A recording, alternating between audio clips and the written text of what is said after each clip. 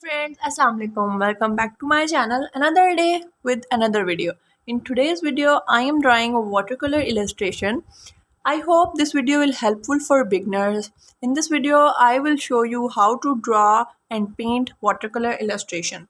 So all we need is watercolor and brushes. I hope you guys enjoyed this video. So do like, share and subscribe my YouTube channel and follow me on Instagram.